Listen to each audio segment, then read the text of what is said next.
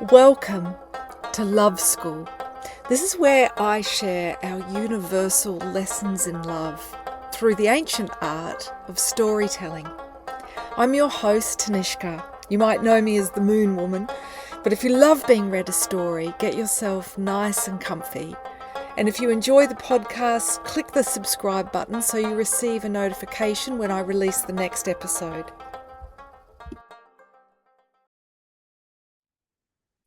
Welcome to episode 2 of Love School. I'm your host, Tanishka, and today I'm doing a retelling of the story Bluebeard. If you stick around at the end of the story, I will deconstruct it. Basically, what it means for us in terms of the lesson in love that it poses. So let's get started. There was once a man who owned impressive houses, both in town and country. He had been careful to furnish them with ornate antiques of the finest standards in good taste. He was also rich in gold and silver, so much so the coach that he drove was covered in gold plate, so it shone in the sun's light. Many considered him a great catch, on account of the luxury that he had accumulated. Except for one thing. His beard was blue. This unusual feature caused many young women to stare, giggle, and whisper behind their fans, laughing at the idea of making a match with such a man, in case their children were cursed with the same curious affliction. One of his neighbours, a lady of noble birth, had 2 daughters. Each were considered perfect beauties in their own right. The man would watch them from his window from afar, and, enamoured by their fresh-faced beauty, he decided he would like to take either one of them to be his young bride. He made his intentions known, but the young women, uncomfortable with his attention, suggested that he try his luck with the other one.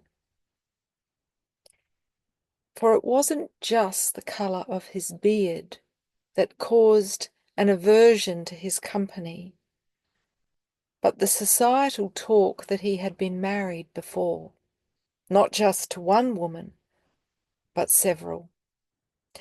And nobody knew what had happened to any of his wives.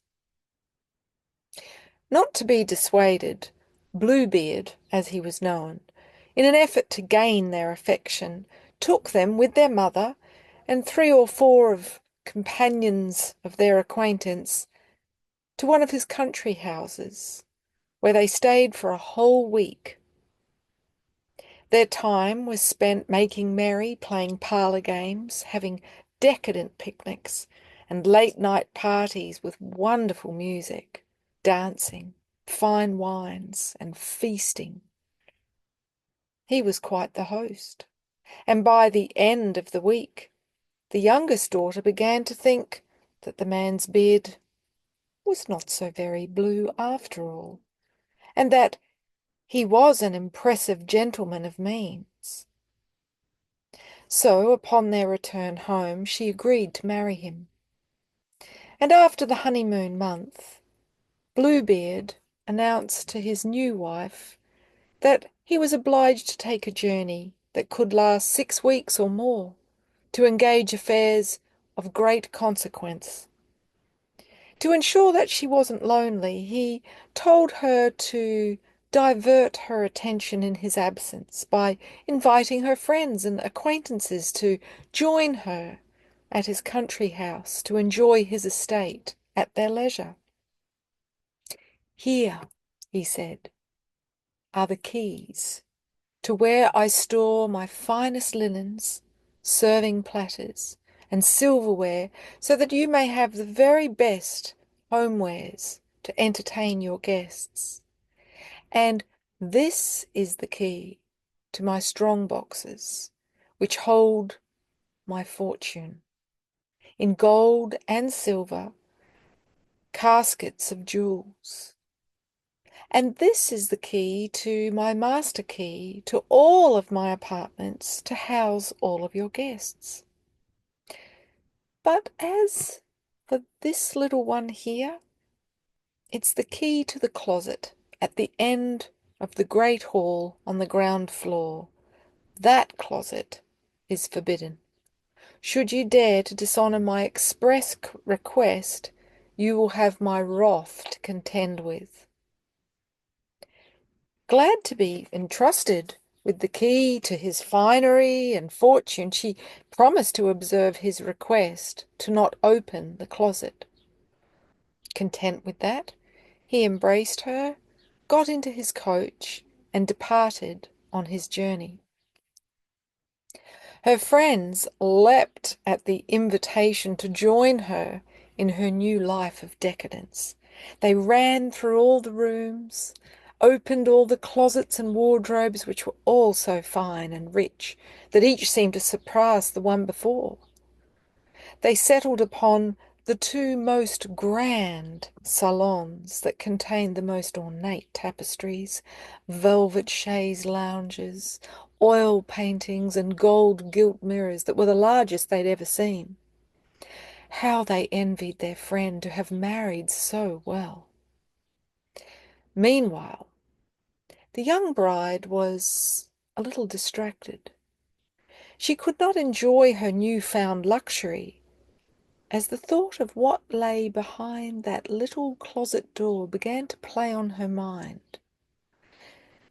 She thought, how is it that he could trust me with all that he owns, but not with whatever it is he keeps in a little closet?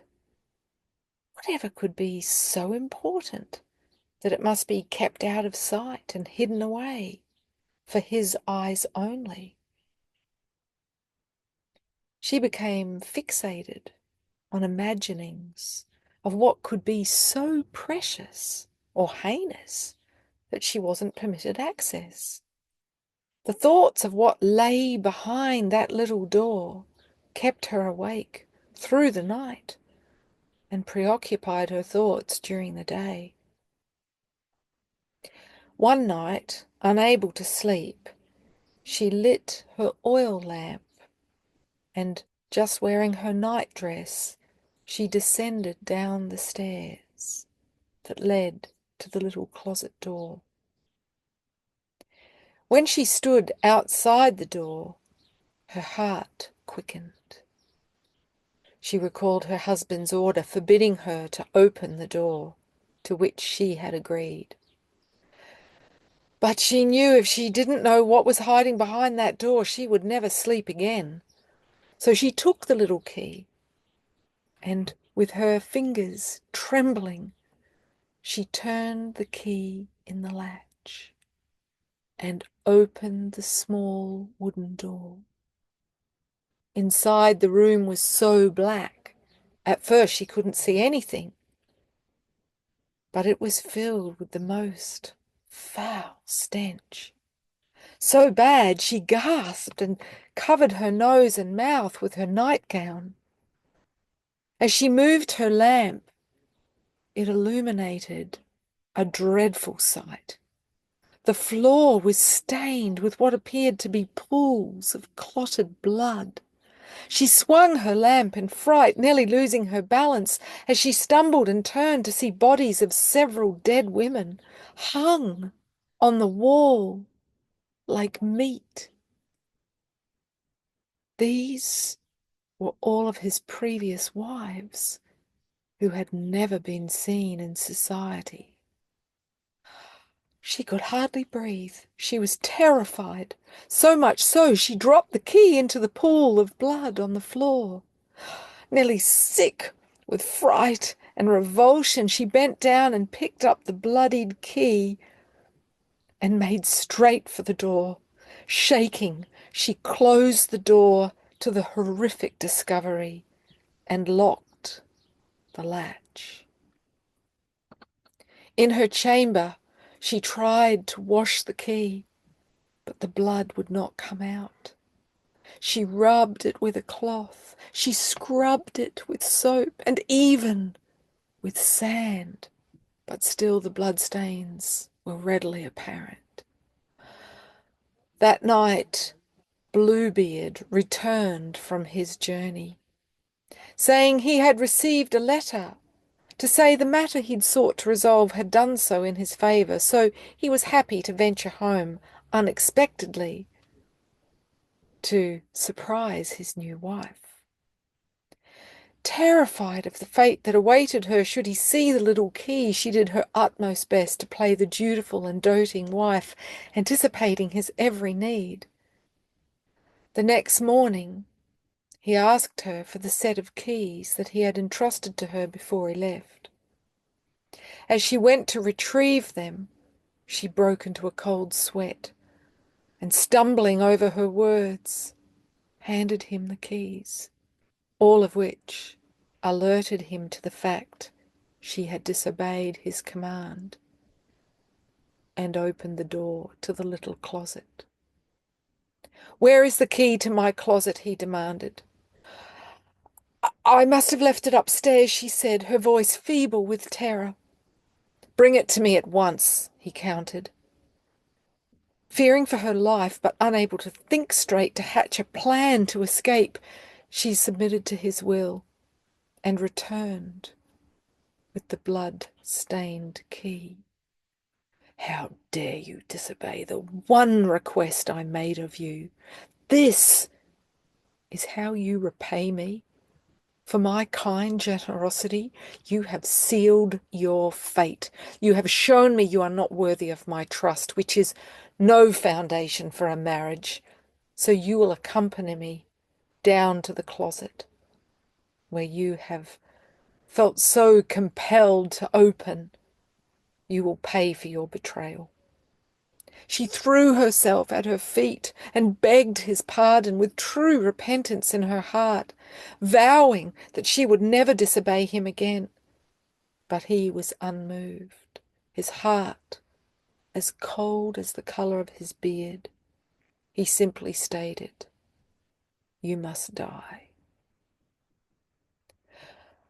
"Since I must die," she quivered, "please, I beg you, grant me just enough time to say my prayers so I can prepare to meet my fate."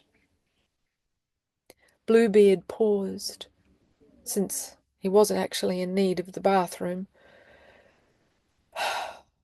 and he replied, "You have exactly 1/4 of an hour, but not a moment more." She took her leave and she ran, nay, flew up the stairs as fast as her legs could carry her, to the grand salon where her sister was drinking her morning tea.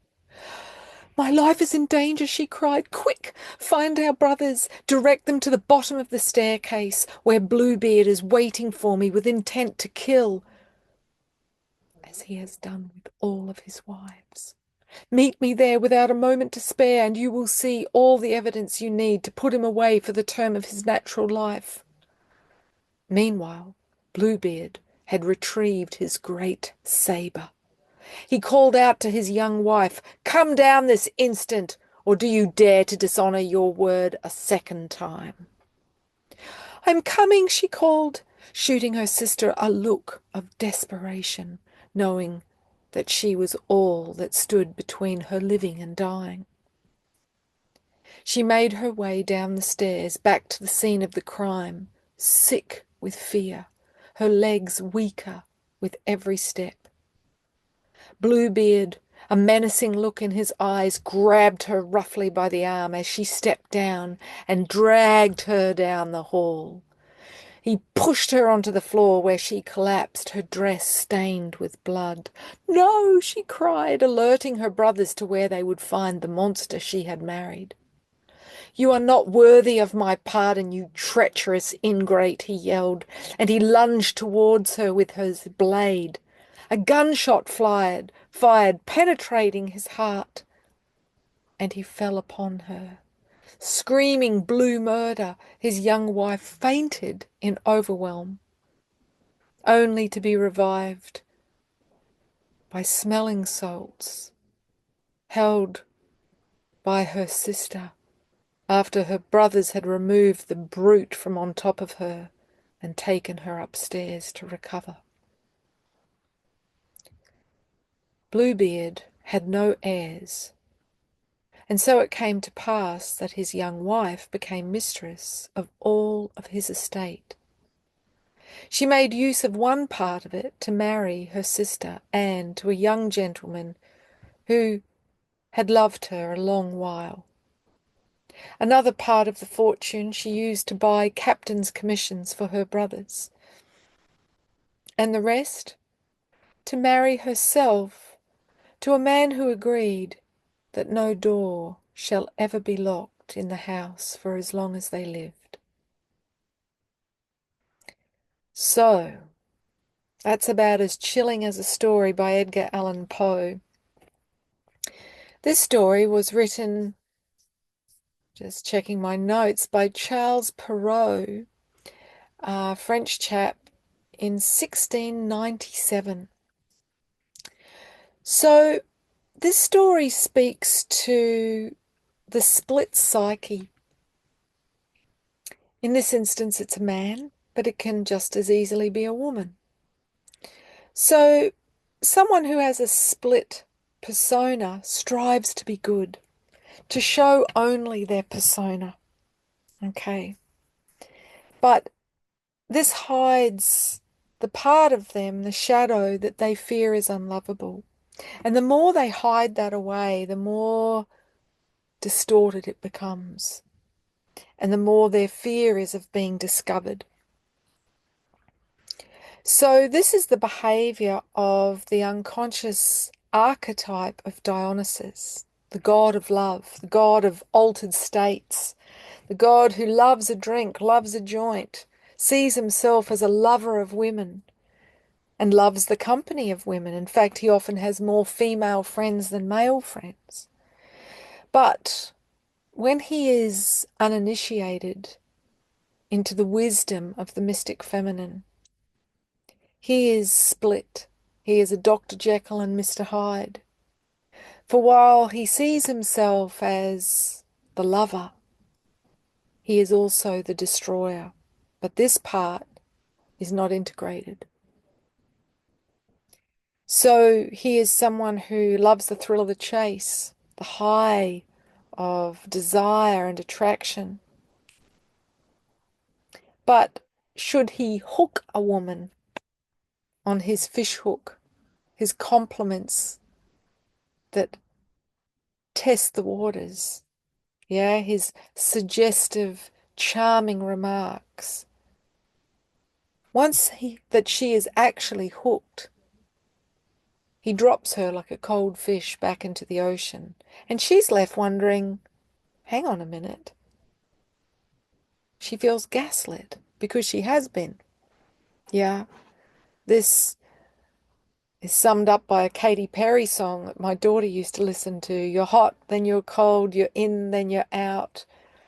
It's the classic behavior of Eros, the Greek name for the god of love, the beautiful boy who is enchanting, who gathers women like you would collect butterflies. And with each woman that he pins his heart to momentarily, piercing her with his lover's bow and arrow, she then bleeds for him. She fantasizes about him. She gives him energy from her sacral in the astral realms, particularly if she pleasures herself, charges up her Shakti, and he's siphoning all of that Shakti. I've seen this on the dance floor.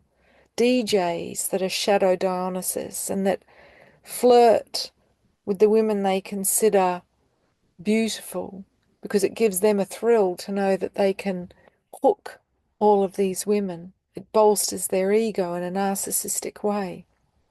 And each woman is dancing for him. He is their muse. And so she is sending them energy. And when I was younger, I fell for it myself. But this behavior Now you see me, now you don't. It's like the young buck, not the mature stag, not the king. This is the immature masculine who you see him in the mists, having lived in a forest that had deer in my garden. It was next to a nature reserve. You would only see the deer at night, particularly on the misty nights. And this is when there's a cover. Yeah, a mist. You can't quite see them clearly. So this is the behavior of the young buck. Yeah. He'll let you see a part, the part that he wants you to see, the part that he has rehearsed, that he knows which words to say and what to do, what makes a woman swoon. Love is a drug, the art of seduction. But he is a commitment phobe. He falls on his own sword, his own arrow, because he is the one sabotaging any real potential at love. So, how do we grow beyond this? Well, when he is confronted, like Psyche does with Eros, the immature man will run away. And that might look like him blaming her. Oh, she wanted too much. Or she was too clingy, too needy. But really, what he's saying is, I'm afraid. I'm afraid of losing myself because I don't know who I am. And this can be the runaway bride.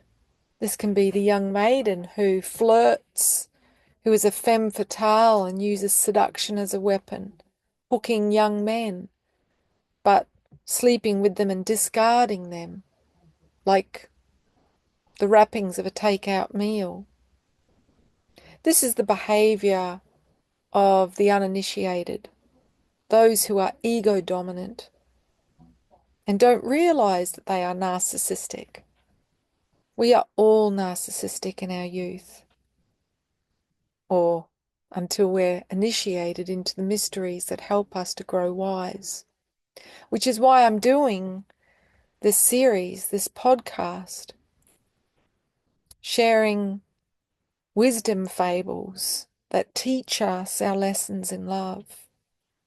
Because we need wisdom to have the capacity to love, and without the wisdom of the mystic feminine, the world has become dangerous for lovers. So,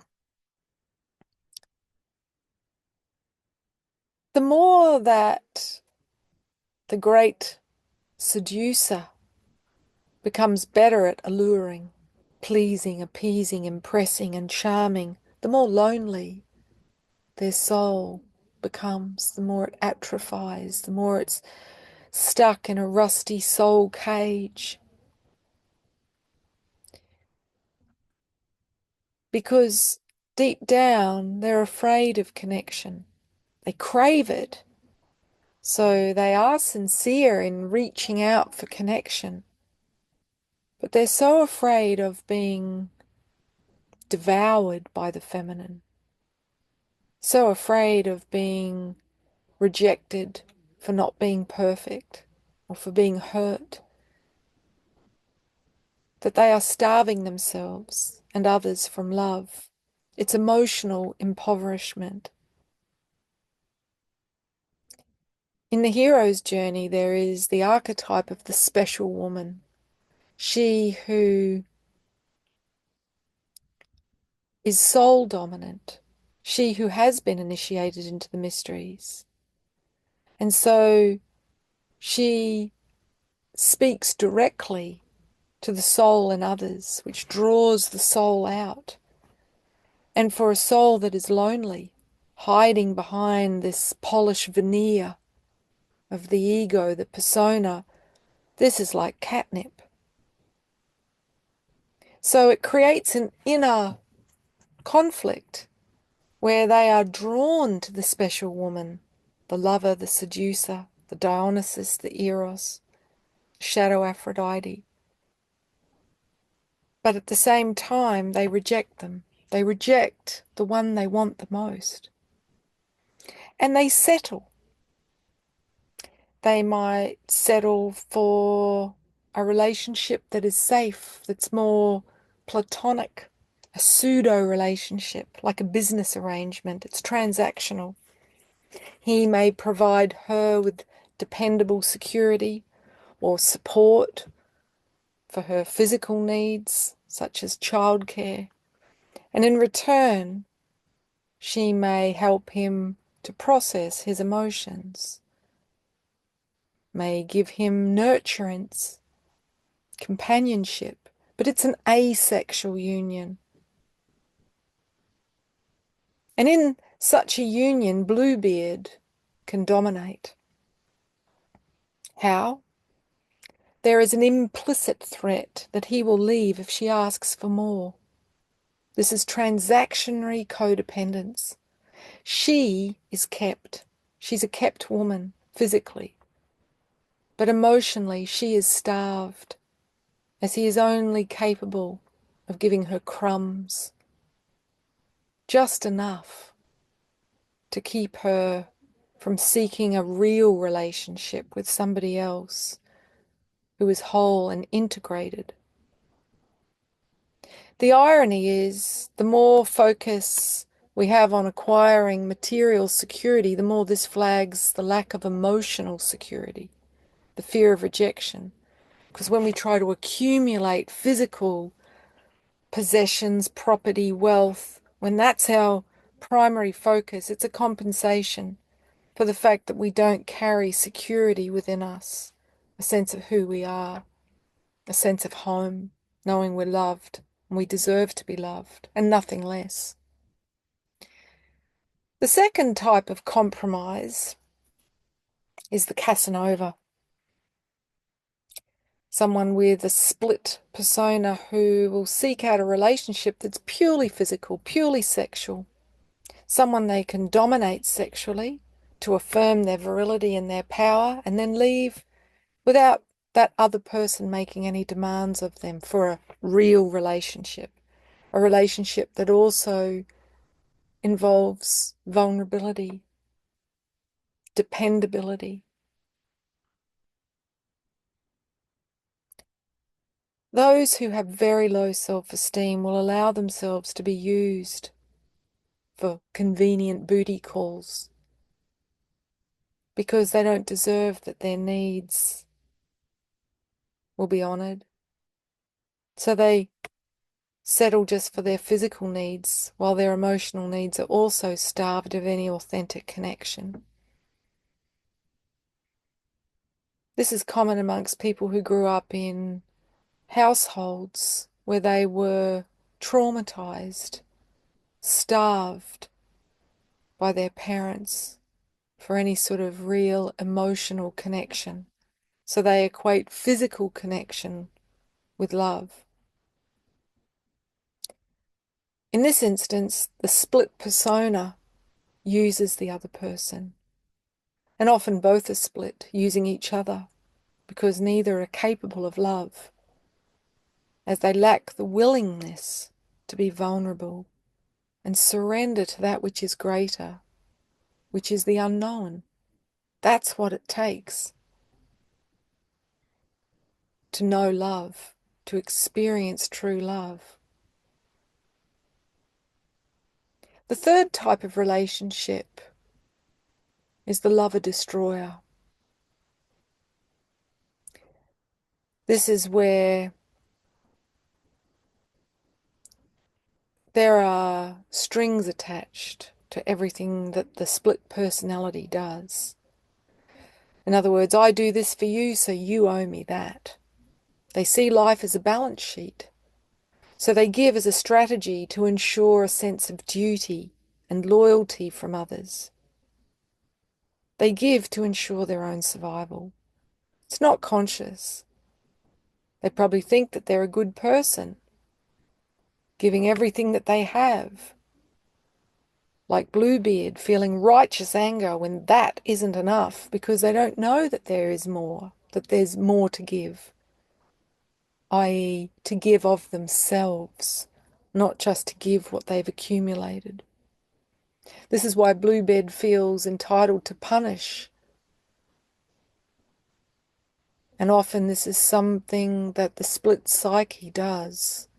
They will withhold touch, withhold affection, withhold praise, withhold sex. Someone who is afraid of love, who just flirts but stays hidden, plays the field. They drive people mad because they want to know what's behind that little door. And our greatest test is to have enough self-love that we see that narcissistic behavior for what it is, abuse. The split persona is not the lover. That's an illusion. They are the abuser. So the person who is in that split persona is in a place of inner torment, hell. They suffer with inner conflict. They're not doing this consciously to hurt anyone. They're swinging between polarities. It's a type of schizophrenia. In the tarot, it's seen as the Chariot card. Someone who's trying to harness opposing forces, a white horse heading in this direction, a black horse heading in that direction. And they're trying to move forwards, but you can't move forwards in life until you stop and heal that inner split. In a patriarchal culture, we're raised to think an inner split is normal. We watch cartoons where Fred Flintstone or Homer Simpson has a good angel and a little devil. It's normalized, but it is a form of mental illness. It is immature, and it leads us, this dysfunction, to scapegoat everyone else rather than see our own shadow, like Peter Pan, and grow up. And who was he helped by? Wendy, the feminine. I sourced the original story from the Pittsburgh Education Department website, and let me share with you the moral that they gave to this story. So this is what they saw as the lesson. Curiosity, in spite of its appeal, often leads to deep regret, to the displeasure of many a maiden. Its enjoyment is short-lived. Once satisfied, it ceases to exist and always costs dearly. So what they're telling us, the message of this story, is don't ask questions. Don't be curious. And this is the message we have been given over and over in a patriarchy. Eve is blamed for asking questions, for wanting to know, biting into that apple of wisdom, the wisdom of the feminine, to know herself, to become whole, become wise. She is punished for all of eternity, according to the scriptures of the monotheistic patriarchal religion. So too in the Greco-Roman tradition, Pandora is blamed for opening the box, for wanting to see what's in there, for wanting to know the shadow. Women are scapegoated so that the immature masculine doesn't have to know himself, that he can continue abusing women emotionally and psychologically. This sends a very dangerous message. And it creates a world where women walk on eggshells, afraid of upsetting Bluebeard, afraid of triggering his wounds that are unprocessed, whether they're in a relationship or whether they're unpartnered and having one unrequited love scenario after another with men that tease them and only give them crumbs.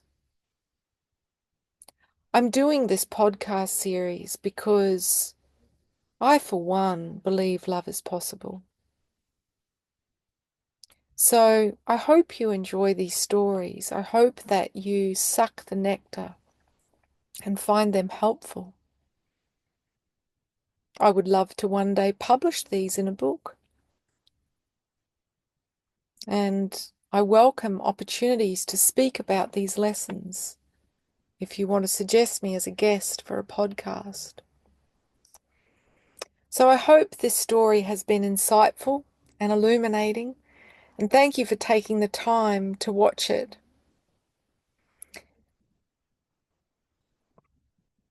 Join me next full moon for the next episode of Love School. And in the meantime, have a wonderful month. And as I film this, we're coming up to the full moon in Leo, the most romantic of all the signs, and the sign of a queen. And a queen will not step down to compromise herself for a split persona. She will wait for someone who is integrated. And if you're wondering how, yes, please tell me how to integrate my psyche. I have 2 paths, one for men, one for women, on my website, themoonwoman.com. The path for women is called the Inner Goddess course, and it's a 7-step journey to meet the 7 faces of Venus that map the feminine half of the psyche. And in doing so, you meet the light and the shadow of each of the 7 feminine archetypes that govern the 7 major energy centers. And this is what awakens the serpent of light, the energy meridian of Shakti, the Devi, the goddess, known as Kundalini or serpent power, the thing that the empire most feared women awakening, because then they would know the truth, they would awaken their consciousness. Hence, mystic women were burnt. For men, the offering is called Rainbow Warrior, and it's a 7-step program to meet the 7 faces of the God within. The 7 masculine archetypes that map the masculine half of our psyche.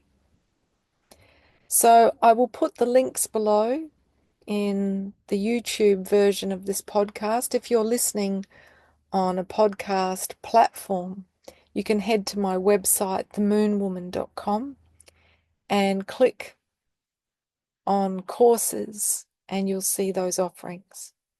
So thanks so much for listening, and have a wonderful month. Blessings.